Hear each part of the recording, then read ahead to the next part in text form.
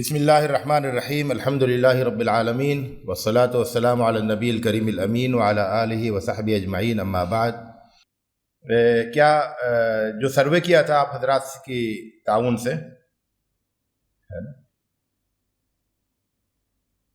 اس میں پہلے سوال یہ تھا کہ گزشتہ ماہ کے دوران کسی علمی موضوع پر اپنے طور سے تحقیق کی تو تقریباً 43% لوگوں نے کا یہ تھا کہ ایک بھی نہیں، یعنی ایک، اور 42% لوگوں کا یہ تھا کہ ایک بھی نہیں۔ اس کے بعد پھر عربی زبان میں کتاب زیر مطالعہ رہی تو 58 لوگوں کا یہ تھا کہ ایک بھی نہیں، اور 22 لوگوں کا یہ تھا کہ صرف ایک۔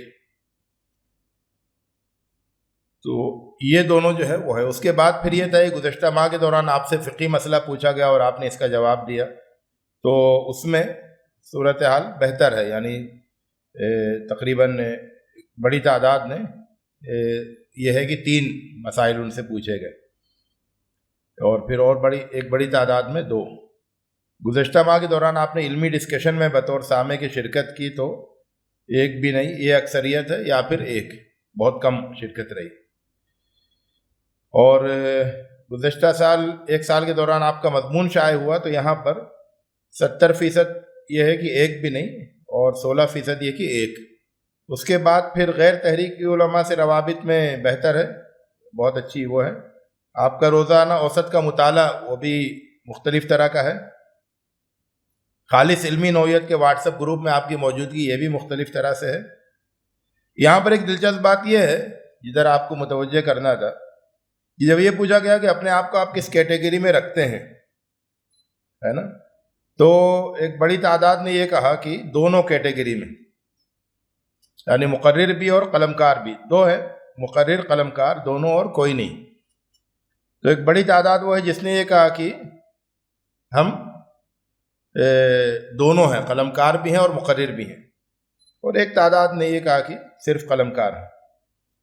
تو جب آپ یہ دیکھتے ہیں کہ بڑی تعداد میں قلمکار ہیں، یعنی لوگوں کا اپنے سلسلے میں اسسمنٹ ہے کہ وہ قلمکار ہیں، اس کے بعد پھر جب آپ یہ دیکھتے ہیں کہ آپ نے کیا نام ہے 1 سال کے دوران آپ کا کوئی مضمون شائع ہوا 1 سال کے دوران، تو اس میں 70% کا شائع نہیں ہوا کہیں بھی، تو آپ کے یہاں گویا 50% جو ہیں وہ مضمون نگار ہیں، 50% لوگ مضمون نگار ہیں، لیکن یہ وہ مضمون نگار ہیں جن کا کوئی مضمون شائع نہیں ہوا سال بھر۔ اصل میں اس نتیجے پر ابھی آپ کو لے کے آنا چاہ رہا تھا، باقی نتیجے آپ خود نکالتے رہیے گا اس سے، لیکن جس نتیجے پر لے کے آنا تھا وہ یہ کہ آپ کے اپنے تجزیے کے مطابق آپ میں سے 50% لوگ جو ہے وہ مضمون نگار ہیں، لکھتے ہیں، قلمکار ہیں، لکھنے کی صلاحیت ہے، لیکن آپ میں سے 70% لوگوں نے پچھلے 1 سال میں ایک بھی مضمون نہیں لکھا۔ تو ایسا نہیں ہے کہ اس میں کوئی غلط بیانی ہے، بلکہ اس کا مطلب یہ ہوا کہ آپ اپنے اندر پوٹینشیل تو پاتے ہیں قلم کار ہونے کا، پوٹینشیلی جو ہے بالقوہ آپ لکھنے والے ہیں، لیکن ایکچولی بالفعل جو ہے آپ نہیں لکھتے ہیں۔ تو بالقوہ سے بالفعل میں منتقل ہونا، کہ آپ کے اندر لکھنے کی صلاحیت ہے، آپ قلمکار ہیں، لیکن آپ لکھیں بھی۔ اور ابھی تو آپ سے یہ پوچھا گیا کہ پچھلے 1 سال میں آپ کا کوئی مضمون شائع ہوا، تو آپ نے کہا نہیں شائع ہوا، لیکن جب یہ پوچھا جائے کہ پچھلے 1 مہینے میں آپ کا مضمون شائع ہوا تو آپ بتا سکیں کہ ہاں شائع ہوا، تو اس پوزیشن تک آپ کو آنا ہے۔ یہ اصل میں تصنیفی اکیڈمی کا دائرہ ہے جس کے تحت میں آپ سے گفتگو کر رہا ہوں۔ تو تصنیفی اکیڈمی کا کام ایک تو یہ ہے کہ وہ جو کتابیں وہاں پر آئیں ان کتابوں کا جائزہ لے کہ وہ مرکزی مکتبے سے شائع ہوں یا نہیں ہوں، اگر شائع ہوں تو ان میں کن ترمیمات کی ضرورت ہے، جن ترمیمات کے بعد وہ شائع ہوں۔ یہ تو ایک پہلو ہے، لیکن دوسرا پہلو یہ ہے کہ ہمارے کیڈر، تحریکی کیڈر میں لکھنے کا، تحقیق کا، بہتر تصنیف کا رجحان پیدا کیا جائے۔ تو اس کے لیے اس سے پہلے ہم نے ایک ورکشاپ کیا تھا 2 روز کا، جس میں سے آپ میں سے بعض لوگ اس میں شریک بھی ہوئے تھے، اور انشاءاللہ پھر آئندہ بھی ایسے ورکشاپ کریں گے۔ جس کے ذریعے سے تحریک میں تحقیقی مقالے لکھنے کا اور فکری تحریریں لکھنے کا یہ ماحول پروان چڑھے اور زیادہ لوگ اس میدان میں کنٹریبیوشن کریں. وہ لوگ جن کے اندر کی لکھنے کی صلاحیت ہے وہ لکھنے کی صلاحیت کا بھرپور استعمال کریں. تو اس سلسلے میں انشاءاللہ اور بھی چیزیں آپ کے سامنے آئیں گی. ابھی جو مجھے آپ سے گزارش کرنا ہے وہ یہ کہ، اور میں یہ بات مختلف اپنے احباب کی مجلس میں یہ کہتا ہوں جو لکھنے کا پوٹینشیل رکھتے ہیں، اور ظاہر ہے کہ آپ اہل علم تو آپ میں سے جن لوگوں نے یہ کہا ہے کہ نہیں رکھتے ہیں وہ بھی حقیقت میں رکھتے ہیں، لیکن ابھی ان کو اپنے اس پوٹینشیل کا اندازہ نہیں ہے. تو اس میں یہ بات ہے کہ لکھنا اور چھپنا دونوں میں فرق ہے. ایسا ہو سکتا ہے کہ آپ لکھنے کا کام کر رہے ہوں لیکن ابھی اس کی اشاعت نہیں ہوئی ہو، شائع نہیں ہوا ہو. بہت سے لوگ لکھتے ہیں لیکن شائع نہیں کرتے. جو گزارش میری ہے وہ یہ کہ ہم میں سے ہر فرد کے پاس 2-3 اہم موضوعات اس کی زنبیل میں رہنے چاہیے، اس کی جھولی میں رہنے چاہیے. 2-3 موضوعات ان کی فائل کھلی رہے. کہ مثال کے طور پر آپ نے محسوس کیا کہ ہندوستان کے موجودہ ماحول میں ایک موضوع یہ ہے، ایک موضوع یہ ہے، ایک موضوع یہ ہے. آپ نے مسلم معاشرے کا جائزہ لیا، اس سے متعلق کوئی موضوع آپ کو متوجہ کرتا ہے. ملک کے حالات کا جائزہ لیا، اس سے متعلق کوئی موضوع آپ کو متوجہ کرتا ہے. تحریکی لٹریچر پڑھتے ہوئے کوئی موضوع آپ کے ذہن میں آیا، وہ متوجہ کرتا ہے.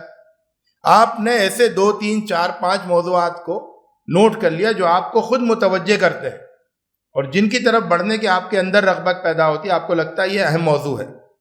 ایسے 3, 4, 5 موضوعات کا آپ کے پاس نام نوٹ ہونا چاہیے کہ یہ میرے موضوعات ہیں. اس کے بعد پھر ان موضوعات پر مطالعہ اور تلاش وہ جاری رہے. تو جیسے ہی کوئی مناسب چیز ملے، اس سے متعلق کوئی تحریر ملے، آپ اس کو اس میں شامل کر لیں. فائل میں آپ کے پاس 5 فائلیں کھلی ہوئی ہیں، تو کوئی تحریر ملے آپ اس کو اس میں شامل کر لیں.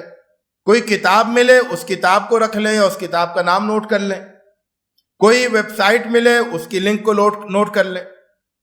کوئی خیال ذہن میں آئے اس خیال کو آپ نوٹ کر لیں. تو اس طرح سے آپ کی جو 5 فائلیں ہیں کھلی ہوئی، ان میں وقتاً فوقتاً مختلف چیزیں ایڈ ہوتی رہیں. اور چونکہ وہ 5 فائلیں آپ کی لائیو فائلیں ہوں گی، زندہ کھلی ہوئی فائلیں، تو آپ ہمیشہ ادھر متوجہ بھی رہیں گے. تو اس میں یہ ہوتا ہے کہ آپ کسی لائبریری میں گئے، کبھی کوئی اخبار پڑھ رہے ہیں، کوئی رسالہ پڑھ رہے ہیں، کوئی اور کتاب پڑھ رہے ہیں، کوئی تقریر سن رہے ہیں، کوئی یوٹیوب کا کوئی چیز دیکھ رہے ہیں، یہاں تک کہ آپ کوئی ڈاکومنٹری دیکھ رہے ہیں نیشنل جیوگرافی وغیرہ کی، اور آپ کو کوئی چیز کلک کرے گی یہ میرے موضوع سے متعلق ہے، آپ فوراً وہاں اپنی فائل میں اس کو ایڈ کر لیں گے.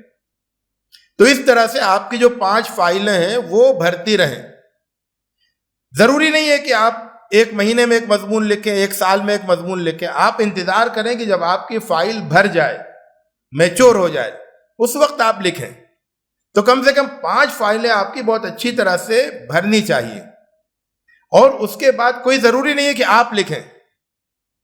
ایسا بھی ہو سکتا ہے کہ فائل آپ نے تیار کی، میٹیریل آپ نے جمع کیا، اور پھر آپ کوئی ایسے اپنے ساتھی کو پاتے ہیں جو کہ اچھا لکھتے ہیں، ڈرافٹنگ اچھی ہے ان کی، تو ان کے ساتھ مل کر آپ مواد آپ فراہم کریں، ڈرافٹ وہ تیار کریں، اور کو آتھرشپ میں ایک کتاب تیار ہو جائے. ایسا بھی ہو سکتا ہے. ضروری نہیں کہ ایک آدمی جو اچھا پڑھتا ہو اور اچھی طرح سے مواد جمع کرتا ہو، چیزوں کو اچھی طرح سمجھتا ہو، وہ لکھنے میں ماہر ہو. تو اگر وہ محسوس کر رہا ہے کہ وہ لکھنے میں اس کے اندر کچھ کمی ہے، کمزوری ہے، تو وہ دوسرے کی مدد لے. آج کل دنیا میں بہت سی کتابیں ہیں جو اس طرح سے شائع ہوتی ہیں، کو آتھرشپ ہوتی ہے، مشترک مصنف ہوتے ہیں، جس میں سے ایک مصنف کسی ایک پہلو پہ کام کرتا ہے، دوسرا مصنف کسی ایک پہلو پہ، یا ایک مصنف جو ہے وہ میٹیریل جمع کرتا ہے اور دوسرا مصنف جو ہے اس کی ڈرافٹنگ کرتا ہے. اس طرح سے کتاب تیار ہوتی ہے. لیکن کتاب تیار ہونا یہ بڑی بات نہیں ہے. کتاب کا بہترین مواد جمع ہونا یہ اصل کی بات ہے. اور اس کے لیے کبھی ایسا ہو سکتا ہے کہ آپ کو مطلب یہ کہ وافر مقدار میں مواد ایک بار میں نہیں ملے، آپ ڈھونڈنے نکلے. دو طرح سے کتاب لکھی جاتی ہے. ایک یہ ہوتا ہے کہ آپ کو کتاب لکھنا ہے، آپ لائبریری گئے، آپ نے 15-20 کتابوں میں سے ایک کتاب نکال لی اور تیار کر دی. تو یہ شارٹ ٹائم ٹاسک ہوتا ہے کہ آپ نے 1 مہینے 2 مہینے 3 مہینے میں 1 سال میں کتاب لکھ لی لائبریریاں چھان کر. اور ایک یہ ہوتا ہے کہ نہیں، وہ فائل آپ کے یہاں کھلی ہوئی ہے، چیزیں آپ کے یہاں جمع ہو رہی ہیں، اور ایک دن جب وہ جمع ہو گئی، ہو سکتا ہے 5 سال بعد، ہو سکتا ہے 15 سال کے بعد. ایک صاحب سے ہماری ملاقات ہوئی، وہ تقریباً پچھلے 25 سال سے جماعت اسلامی کی تاریخ پر مختلف چیزیں جمع کر رہے ہیں، ملک کے مختلف حصوں سے. لکھا نہیں ہے انہوں نے، ابھی کچھ نہیں لکھا ہے، اس پر ایک مضمون بھی نہیں لکھا ہے، لیکن ان کی فائل میں ہندوستان کے مختلف علاقوں سے لی ہوئی، مختلف بزرگوں سے لی ہوئی بہت ساری چیزیں ایک جگہ جمع ہیں، بہت بھرپور. 25 سال سے وہ یہ کام کر رہے ہیں. تو جب ان کی وہ چیز آئے گی تو بہت قیمتی ہوگی. تو اسی طرح سے ہم میں سے ہر فرد کے پاس 4-5 فائلیں لائیو کھلی ہونی چاہیے. سلیپنگ موڈ میں نہیں جائیں کہ اب اس میں کچھ آ ہی نہیں رہا ہے، ادھر توجہ ہی نہیں ہے، بھول گئے ہم فائل کھول کے کہ فائل کھلی ہوئی ہے. تو سلیپنگ موڈ میں، جیسے اسکرین ہمارا کمپیوٹر کا سلیپنگ موڈ میں چلا جاتا ہے، موبائل کا، ویسے نہیں جانا چاہیے، وہ لائیو رہے، ہم ہمیشہ متوجہ رہیں اور اس میں چیزیں ایڈ کرتے رہیں.